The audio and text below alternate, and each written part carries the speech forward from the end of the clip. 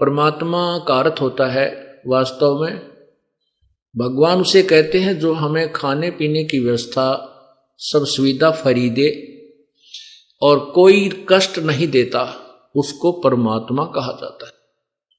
इसलिए गीता जी अध्याय नंबर 15 के श्लोक 17 में कहा है कि उत्तम पुरुष है, श्रेष्ठ भगवान, सही भगवान तो कोई और है और वही परमात्मा कहा जाता है।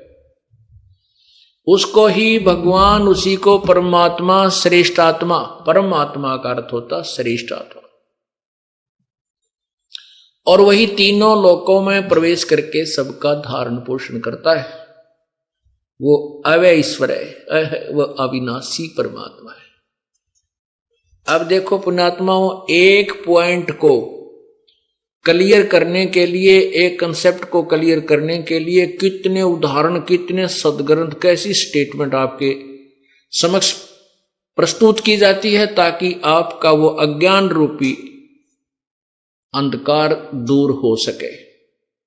हमने बहुत समय से, सैकड़ों से, हजारों वर्षों से, लाखों वर्षों से इस अज्ञान को घोट रखा है और अब ये परमात्मा का सूर्य उदय हो रहा है उस तत्व ज्ञान का। तो इसको आपके हृदय में समाने के लिए सभी सदग्रंथों का सहयोग लेना पड़ता है।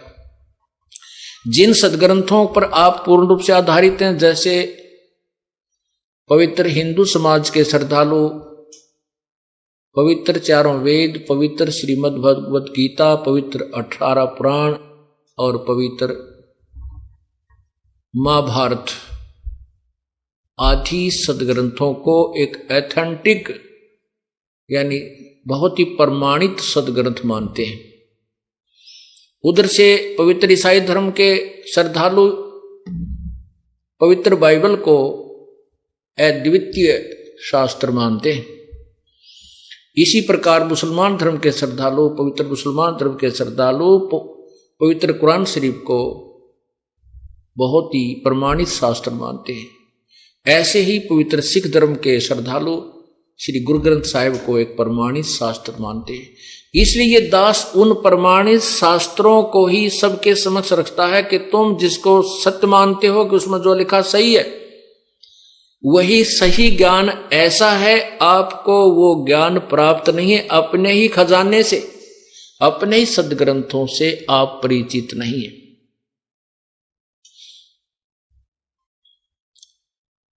और जब पुण्यात्मा आंखों देख लेंगे जिनको भगवान चाहिए, वो तुरंत ही इस दास के पास आकर के अपना कल्याण कराएंगे। वो फिर अग्रम मग्रम नहीं करते।